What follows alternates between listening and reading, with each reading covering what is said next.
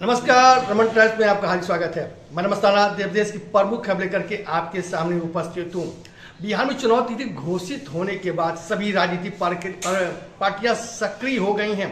सभी अपने मैनिफेस्टो को जारी कर रही हैं। कल आरजेडी के नेता तेजस्वी यादव ने भी मैनिफेस्टो जारी करते हुए कहा कि अगर वो चुनाव जीतते हैं तो 20 दिन में सभी परिवार को नौकरी देने की कवायद शुरू कर देंगे।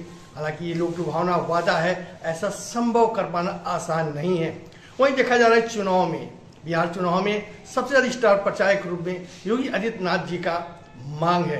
लगभग सभी विधानसभा क्षेत्र में उनकी सभा होने की मांग है, लेकिन बताया जाता है कि भाजपा सूत्रों से केवल 26 चुनाव सभा करेंगे। और बात करते हैं हम ब्रिटेन की।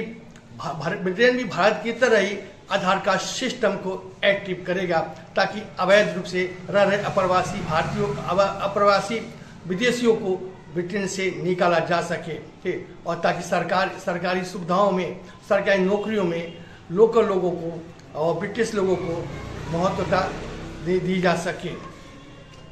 मध्य प्रदेश में जहरीली सिरप पीने से बहुत से बच्चे बीमार पड़ गए और 26 बच्चों की मौत हो गई है।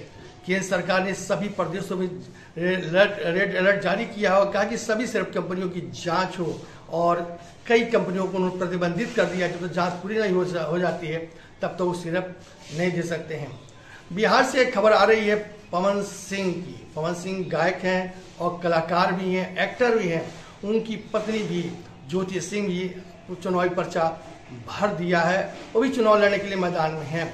बताते चलें आपको कि पवन सिंह और ज्योति के बीच में मुकदमा चल रहा है, पारिवारिक मुकदमा चल रहा है, तारीखें पड़ रही हैं, लेकिन ज्योति सिंह बार बार पवन सिंह के साथ रहने की कवायद कर रही हैं, कोशिश कर रही हैं कि पवन सिंह लगातार उनको इग्नोर कर रहे हैं। इस पे एक कलाकार, भोजपुरी कलाकार खेसारी लाल ने कहा कि इस पवन सिंह की इस प्रतिक्रिया से प्रतिदिन उनकी छवि धूमिल हो रही है। प्रतिदिन, प्रति घंटे, प्रति मिनट, प्रति सेकंड उनकी छवि धूमिल हो रही है। इसे मामले को मेटलाइज होना चाहिए। वहीं निरहुआ ने भी कहा कि इसे मिल बैठ करके समझ लेना चाहिए, मामला सलटना चाहिए। लेकिन पवन सिंह अपने फैसले पे अडिग हैं और वो ज्योति सिंह से बात करना नहीं चाहते हैं, उससे दूर हो रहे हैं। अब बात करते हैं प्रेमाचंद आचार्य जी। उनका स्वास्थ्य दिन प्रतिदिन खराब होता जा रहा है। उनकी दोनों किडनियां डैमेज हो चुकी हैं।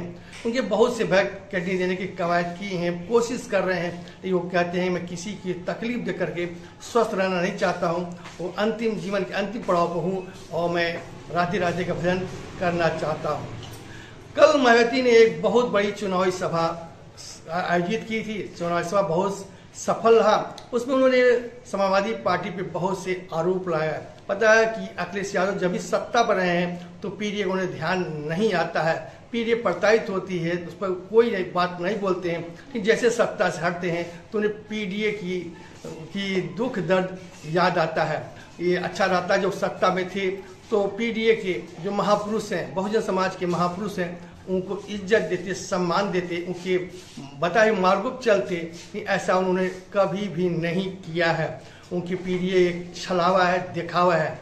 वहीं दूसरी तरफ उन्होंने योगी आदित्यनाथ की तारीफ की, काशीराम की योजना को बहुत अच्छे तरीके से चला रहे हैं। इससे बहुत लोगों ने समीक्षा करते हुए कहा है कि हो सकता है 2027 चुनाव मायावती भारतीय जनता पार्टी के साथ मिलकर लड़े।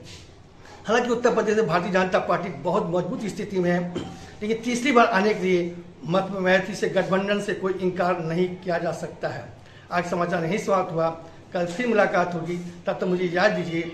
आपका दिन शुभ हो।